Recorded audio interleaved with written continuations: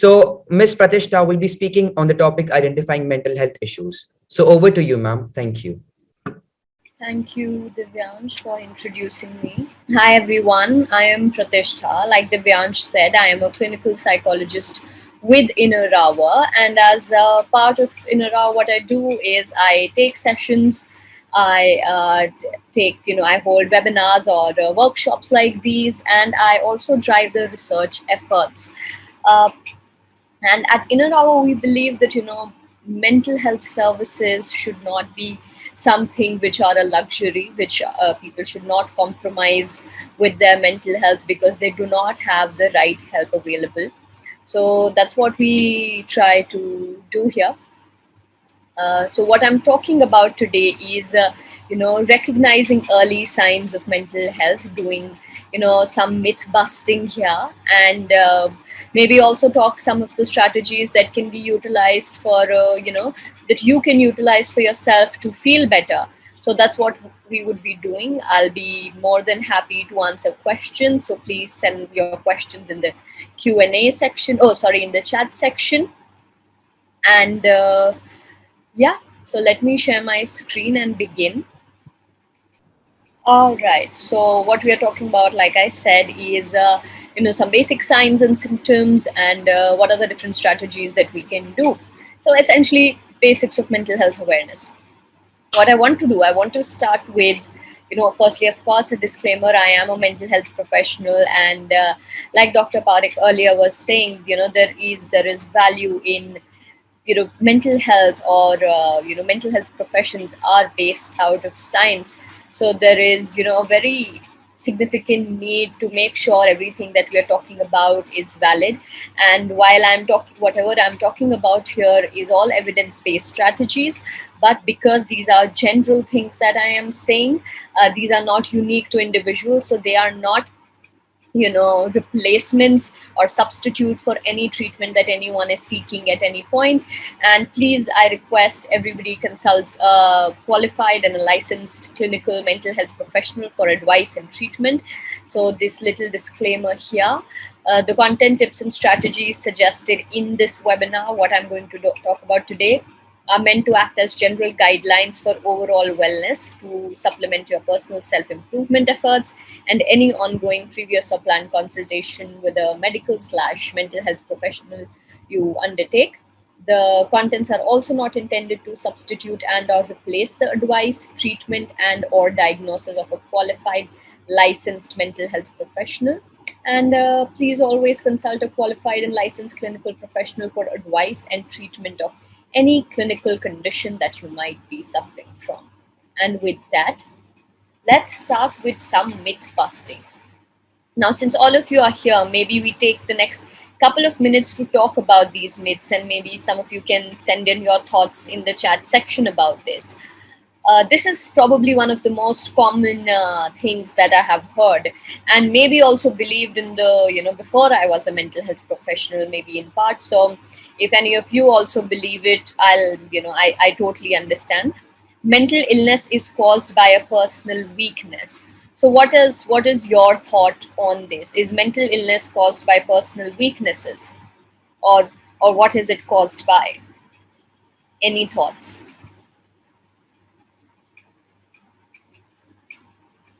Well, mental illness are definitely not caused by any personal weaknesses. These are biological conditions at time, caused by, an imbalance of neurotransmitters, chemicals in our brain, or they might be caused by, negative experiences. But this is not a reflection of any personal weakness.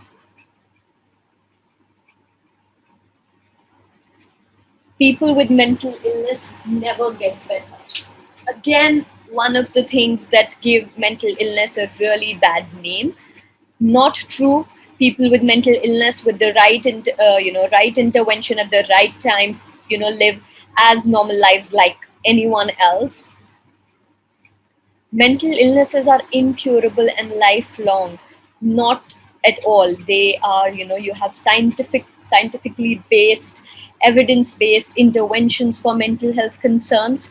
They are not lifelong. Whether we talk about severe mental health issues such as schizophrenia, bipolar disorder, or common mental health concerns such as anxiety disorders or depression or stress-based concerns, these are all curable with the help of psychotherapeutic techniques, with the help of pharmacotherapy. It is impossible to prevent mental illness. Again, a complete myth. This is not true at all. We can prevent or delay or avoid mental illnesses by doing things which are good for our mental health. And this is something, some of these things we'll be talking about as we move ahead. I can't do anything for a person with mental illness. Now, I do want to say here before I go into a detailed description is that you do not have to take personal responsibility for anybody who seems to be suffering. You can, of course, support them. You can, of course, help them in seeking help, but you do not control what someone else is doing or feeling. Having said that, if you know someone around you, whether that's a friend, that's a family member, that's a classmate or a colleague, you can definitely be there and hear them out. You can help them seek the right resources, find the right resources, or just help them, be a sounding board. With this, I want to get into, the early signs of mental illnesses.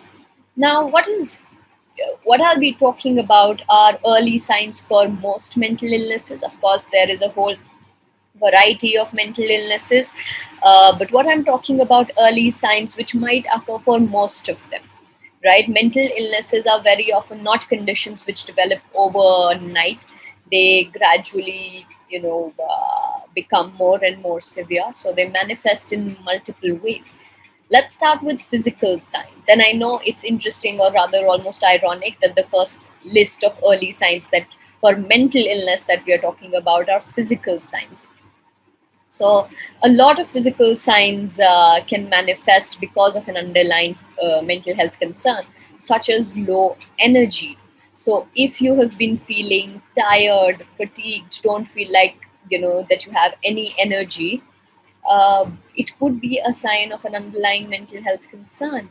Headaches or different kinds of backs, aches and pains, backache, neck ache, your joint pain. And of course, I'm saying this if with the disclaimer that you have sought other treatments or other evaluation for these concerns, and there have been no findings. So unexplained headaches, unexplained body aches and pains, nausea, heart problems, stomach difficulties. And stomach difficulties, in my experience, is one of those conditions which if untreated or if undiagnosed in any other manner is very likely to be a mental health concern, because of two primary reasons. Our body's stress response, the way our body responds to stress, is by triggering a mechanism called the fight or flight mechanism. The fight or flight mechanism includes releasing certain kind of hormones, digestive juices in the stomach, which is good, but the excessive release of those digestive juices or acid almost eats up the lining of your stomach. And that happens if somebody is going through chronic stress or chronic anxiety, because the stress response is being triggered so frequently. So then it starts manifesting as indigestion, acid reflux, heartburn. So if you find yourself, or anybody around you, you find yourself complaining of a variety of stomach difficulties, and you don't you've consulted practitioners, you've consulted your doctors, but it's not helping, then also I would suggest to seek mental health advice with a psychologist or a psychiatrist, and explore any underlying stressors or things that are making you anxious. In fact, I remember, long back, I started seeing someone who had a mental health concern called OCD, and it's one of the more severe mental health concerns, and very clear signs of it. Obsessions or repetitive thoughts about cleanliness, and followed by compulsive cleaning behavior. And when I was taking their history, and I said, "Oh, have you ever had anxiety in the past?" Because OCD is an anxiety concern. And she said, "No, I've never had anxiety in the past." And in the flow of history taking, I said, "What about health, physical health concerns?" She said, "Oh, I've suffered from indigestion for a very long time." I said, "Okay, did you get treatment for it? What was the diagnosis?" She said, "There was no diagnosis. I would suffer from it. I would start taking some, those digestion pills or syrups like Digene or something, and it will be fine for some time, but it will come up again, and nobody could ever find out why that was happening." I said, "Okay." And when we further explored, it turned out that this person who had now developed symptoms of OCD had a very long running history of anxiety, which was manifesting as stomach difficulties. So it's important to be aware of the connect between your physical health and your mental health. The next category of early signs are emotional signs. If you find yourself to have become very irritable, you snap at small things, you're easily frustrated, you might feel overwhelmed very easily, there might be crying episodes, or you may feel on the verge of tears, uh, then that might indicate an underlying mental health condition. If there are mood swings, if you feel like you are sitting on an emotional roller coaster, please seek, a mental health professional's advice or support. You're feeling agitated, snappy, overwhelmed, you're feeling bad about yourself, you have difficulty quietening your mind, it seems like your mind is constantly, running for something or the other. In fact, in addition to, if like I said, if one of the physical signs that I wanted to highlight was stomach difficulties, one of the emotional signs that I want to highlight here is irritability. If you find yourself to have become more irritable than before, I would suggest or urge to take some time to reflect on whether you've been feeling stressed out. Cognitive signs. So cognitive signs means or refers to all things to do with thoughts. So if thoughts and thinking, so if you find you're constantly worrying, that there is constant commentary happening in your head where you're not being able to focus on other things because there is always some chatter which is happening, almost 24/7, or all the time that you are awake, which also results in difficulty in remembering things. A lot of times people come for therapy, and when I'm taking history, they'll say, "Oh, you've become very forgetful," which is strange because, young people have no reason to become forgetful. But what has happened very often is that because people have this constant, you know, flurry of thoughts happening, they're not paying attention, they're not attentive to what's happening in the here and now, and when they're supposed to recall later, they do not remember it because they did not pay attention to it. So it's a lack of attention which is happening, and not so much so as forgetfulness. So inability to focus, forgetfulness are, symptoms that are connected. Then you have negative thoughts. If you find yourself thinking negatively a lot, thinking negatively about yourself, thinking negatively about the future, thinking negatively about the people around you. You seem to be having negative interpretations of all situations. Then it is, it's a cause to sort of explore underlying mental health issues. Last but not the least, behavioral signs. If you find your behavior to be changing in any direction. So if you are a person who was generally withdrawn, introverted, and you find yourself to have become suddenly very, outgoing, you found yourself to have become suddenly very chatty, or vice versa.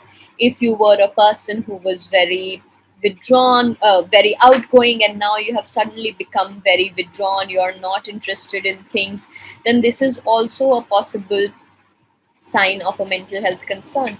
If there has been changes in your appetite and sleep, either it has become more, you are eating more, you're feeling hungry more, as a result you have gained weight, or you have lost a lot of weight without trying to lose weight, without trying to exercise, that's also a sign. Either if you've not been in term, there might be changes in your sleep patterns. So if you've not been able to sleep as well, or you're sleeping excessively, that may also indicate, feeling stressed out. If you feel very anxious or nervous in situations and you end up feeling, withdrawn, or you don't wish to interact with people, or you end up avoiding situations or people, then that is also, something that you need to pay attention to and sort of reflect on. What are some of the things that you can do to take care of your health and well-being? And I call them home remedies here because these are things that you can do for your own self. These are things that you don't need to go to a professional for. Although, like I said, these are not replacement for professional advice, but these are some things that you can do for your self-care. First is building relationships. Now, there is a study ongoing, I think, for more than 80 years now, called the study of human development, or the study of adult development, which is essentially trying to explore what are the various features of life which contribute to life satisfaction, overall well being. And what they found consistently, because it's going on for 80 years, what they have found consistently is that the single most important factor that contributes to a person's overall level of happiness, overall, experience of quality of life, are relationships and the quality of relationships, which in essence means that if you have good relationships, you're likely to feel happy and satisfied and content.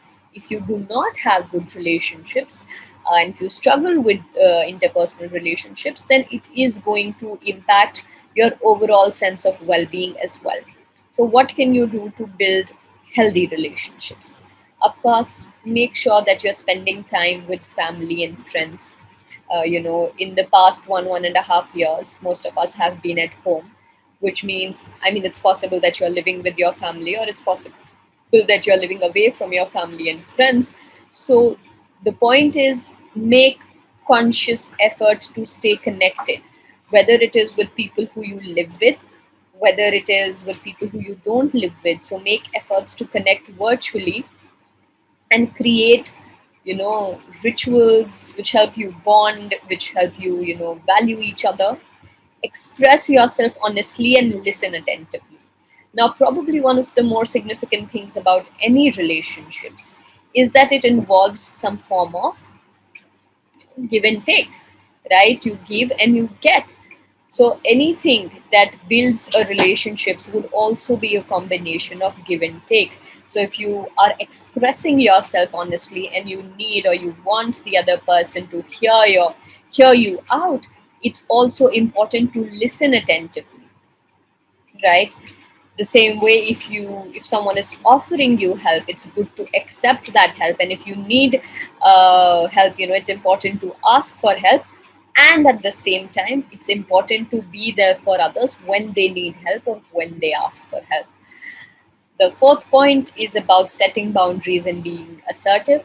A lot of times we end up feeling that if we really love and care for someone, we have to do everything for them, or we have to become a yes person to show our love and concern, which is not true, because sometimes that can become very overwhelming for us, and it can be very intense, and we may not be able to keep up with it. So setting boundaries and being assertive about what you can or cannot do is a very important feature of any healthy relationship. And last but not the least, practicing gratitude, identifying relationships and people that you are grateful for in your life and expressing the same to them is a good way to build healthy relationships. The second set of home remedies is about working on your thoughts. Most importantly, letting go of perfectionism. We all grow up with ideas of, ideal things or perfect things, and we are constantly striving for them.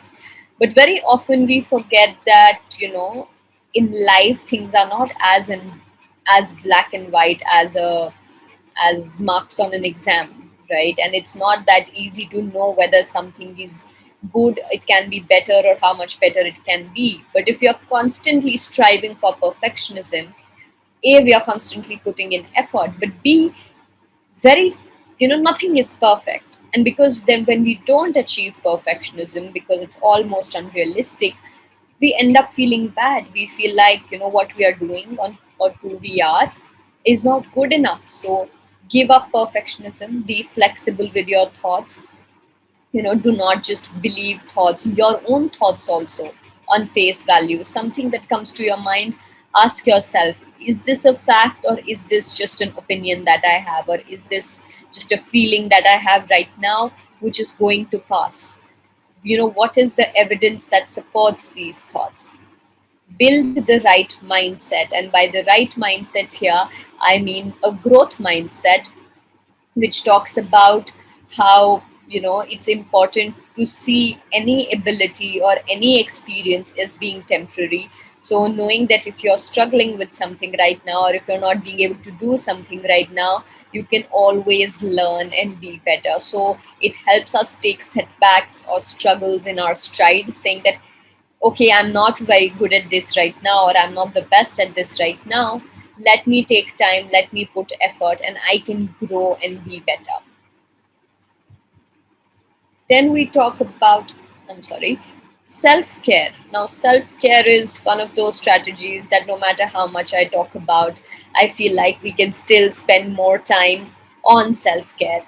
Firstly, and self care is, of course, we usually talk about self care with respect to eating right and exercising and, pampering yourself and indulging yourself, which is all good. But here, what I'm talking about is self care in the sense of your, the way you're thinking, the way you're talking to yourself. So do not be overly self critical. Very often, in fact, yesterday I was speaking to someone and they said, if I am not critical to myself, how am I going to grow? Being accepting of self means you're stopping growth. And we went on to discuss how that is not true. Because when we are critical of ourselves, and if we become overly self critical, it is so demotivating that any action that might have been possible for improvement gets interrupted because, we don't feel as well. So it's important to not be very self-critical. Accept mistakes as part of life. Accept that it's human to make mistakes. Accept that you are human and others are human, and mistakes are also opportunities to learn and grow from. So do not excessively focus on mistakes, that, oh my god, how could I do this, how can I be so silly, how can I be so careless. Do not say these things to yourself. Accept yourself as a whole person. We focus a lot of attention on our strengths and what we are good at, and what we sometimes do by extension is deny or suppress, some struggles or some limitations or weaknesses that we might be experiencing, and constantly tell ourselves that that needs to change. Before that changes, we need to accept ourselves, okay, that these are my struggles, these are the things that I need to work on. So we need to accept those aspects of ourselves also. We don't have to hide them. We do not have to deny that, we have these struggles. And of course, as a healthy habit, every day do something that you love, whether that is reading, writing, exercising, talking to your friends, taking a nap, you watching funny videos, playing a game. Do that for yourself. Pampering, yes, pampering is what we're talking about here, indulging is what we're talking about here, within, acceptable or reasonable limits. Do something that you love every day.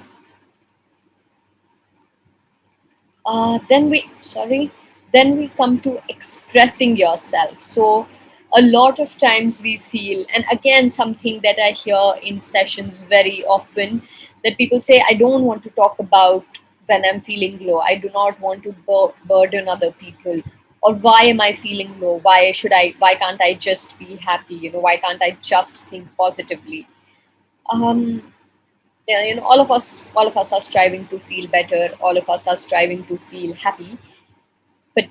The fact is that negative emotions are as real, are as valid as positive emotions. So there is very little value in suppressing or denying negative emotions. Even if we want to work towards changing how we feel, I will still need to acknowledge my negative emotions. And one of the ways to acknowledge your negative emotions is to accept and express yourself. Talk to someone you trust. Do not keep thoughts, upsetting thoughts, distressing thoughts in your head. Reach out to whoever you trust. Maybe it can be a friend, a classmate, a colleague, somebody in your family, a sibling, a friend, a co-worker. And do not isolate yourself, especially in times that we are living in right now, where so much is happening at an everyday level in the world. It's bound to get to anyone.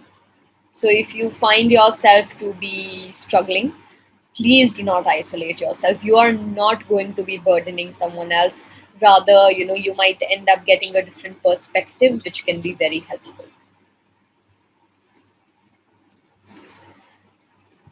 Maintain a healthy lifestyle. Now this goes without saying that our mental health cannot be something that we commit to in brief periods of time. The way we are living our life, the way we are physically treating our body is as important for our mental health as anything else. A healthy mind can not survive very well in an unhealthy body. So we need that. So make sure you're having regular balanced meals. Do not skip meals. Have a regular sleep schedule. When we don't sleep enough, it's not only tiredness or focus that gets hampered. We are li- we are likely to have difficulties in regulating our mood. So if we have not slept enough, we are likely to be snappy. Our memory gets compromised. So if some of you are students or a lot of you are students, you might find it difficult to remember what you have studied. It impairs, lack of sleep impairs problem solving and decision making. So for all these reasons, make sure you're getting enough sleep. Make time to exercise regularly, whether it is, I would suggest 25 to 30 minutes of exercise at least 3 times a week, or 20 minutes of exercise at least 5 times a week. It can be anything that you like. It can be going for a walk, it can be, dancing, playing a sport, going to the gym. Avoid smoking, alcohol, and any other drugs, and make sure that you're taking the time to relax and enjoy yourself and do things that make you happy every day. Now, these are some of the things that you know you could do, but there are also some things that you can do to help someone else, and I thought it would be useful to spend 5 minutes talking about that. So express, if you notice someone around you, say displaying or experiencing the symptoms that we talked about earlier, express your concern. So tell them, I have observed that you've become awfully quiet in the last couple of weeks. Or I'm noticing that you are not, talking to us as much as you used to. Say that you have observed something. If sometimes what happens is when we ask someone a question that, are you not okay, they may sort of withdraw and say, no, I'm not fine, I'm absolutely fine. But when you express a concern, and adding something that you have observed, that you are being quiet and you're not eating as much, or you seem tired, you're pointing to something which is evidence. And people may say, oh yes, I'm tired, but because it's some other reason. But still, it's a good starting point. And follow it up with saying that you want to help. Now again, like I said, you cannot solve everyone's problems, so don't take that to mean that you're not helping. But help can be in multiple ways. Reassure them that any problem that they're going through is solvable. Not that you as a person can solve it, but that it is solvable. Be patient. Just because you're open to hear, you're open to listen, it is not necessary that someone is open to speak. So be patient, let them feel comfortable. Maybe it will take a couple of days or a couple of conversations for somebody to open up. Be patient. If you cannot do much, you can just start with offering your time to listen. They may not be very comfortable sharing their personal problems, but you can just hang around with them and act as you usually do together. Just because you know that somebody might be going through anxiety or going through depression, you don't have to become a different person around them. You don't have to be like, okay, I will not talk to this person, or I will sort of let them be. You can just do act as you usually do together. If after offering help you realize that they do not want support, don't force it, but you can explore reasons. Maybe they feel that this is not something that can be helped, or they believe that they're very embarrassed about it, or they have tried, or they're already seeking help. So don't force it, but do you can go ahead and explore the reasons for them to not seek help. But even if you can't help them directly, you can always offer them practical help. For example, help finish their work, help with, say, study material, help them with practical resources like help them figure out lunch, help them figure out dinner, help them take breaks, remind them to do something. So these are practical things that you can help them with. Of course, being kind doesn't cost anything. So even if you cannot offer practical help, you can always be kind to someone who is struggling. And of course, in the midst of all of this, do not forget to look after yourself. It's essential, because being around someone who's struggling can be overwhelming. You can anyway have something that bothers you, and because you're supporting someone else, you might feel further compromised. So make sure you're looking after yourself and your emotional health by doing the things that we have just spoken about. Some of the things to avoid saying in such a situation: when you notice that someone is not doing well, just pray about it, for multiple reasons. Uh, Not everybody holds similar religious beliefs, so pointing to that might not be helpful. And secondly, it's not a direct, it's not a specific comment, it's a very generic comment, and may make the other person feel that you're not understanding. You just need to change your attitude. It negates what they're feeling, it sort of blames them for what they're feeling. Stop harping on the negative, just start living. Maybe it's well intentioned that you want them to not focus on the negative things, but I'm sure they're trying. So saying this is not helpful. Everyone feels that way sometimes. While true, when someone is expressing their problems, it's not helpful to shift the attention to what everyone feels or what you are feeling. Just hear what they're saying. You have the same illness as my mom, dad, aunt, uncle, neighbor, colleague, anyone. Again, maybe true, but the time when someone is sharing a concern, it's about them. So let the focus be on them. Yes, we all feel a little crazy now and then. Not helpful, because you're labeling. Crazy is not a word which is interpreted in a positive manner, and you're undermining what they're feeling without intention. What to avoid doing: criticizing, blaming, or raising your voice at them. Do not say that they're not trying enough. Do not say that it's their fault that they are in some kind of stress. Do not at all show any form of hostility towards them. Do not assume things about them or their situation. Ask if you want to understand. Do not assume. Do not be sarcastic or make jokes about their condition. It's okay if you do not understand what their condition is. It's better to ask than to, try to undermine the intensity of a problem by making a joke about it. Do not patronize them or say anything condescending. Do not shame or criticize through words or actions. Right?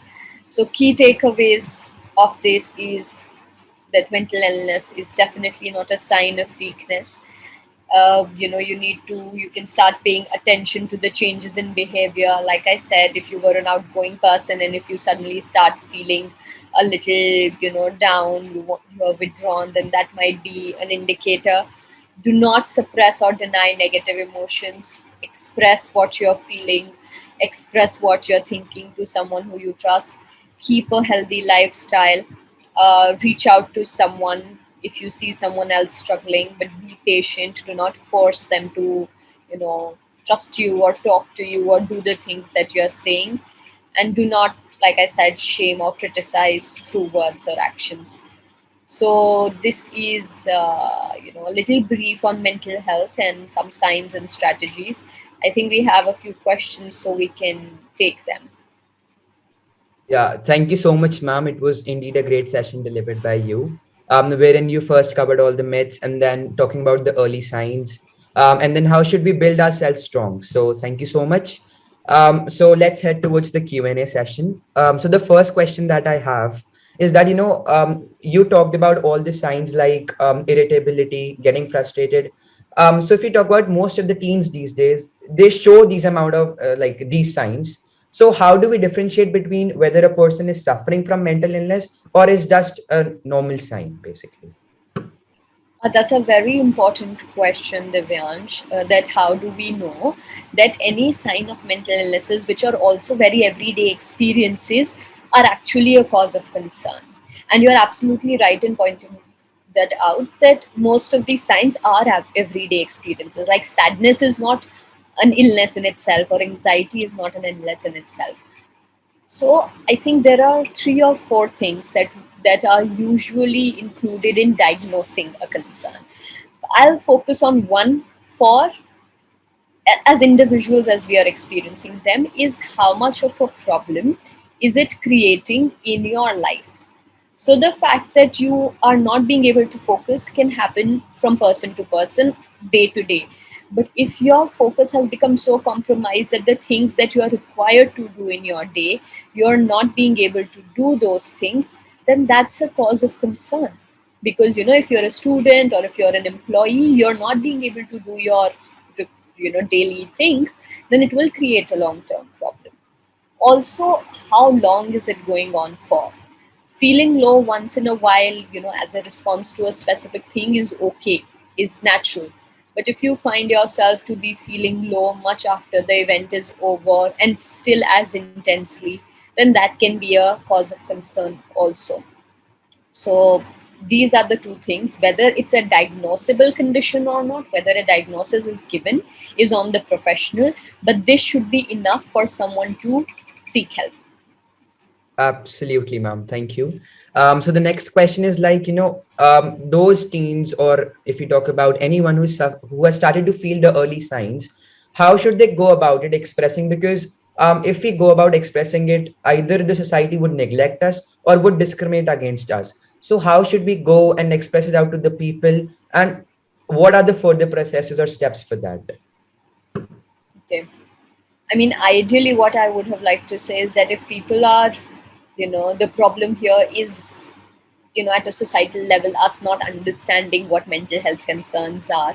And so it's not technically the person who's suffering for them to have another responsibility to convince someone else. But the fact is that this is where we are. People do not understand, right?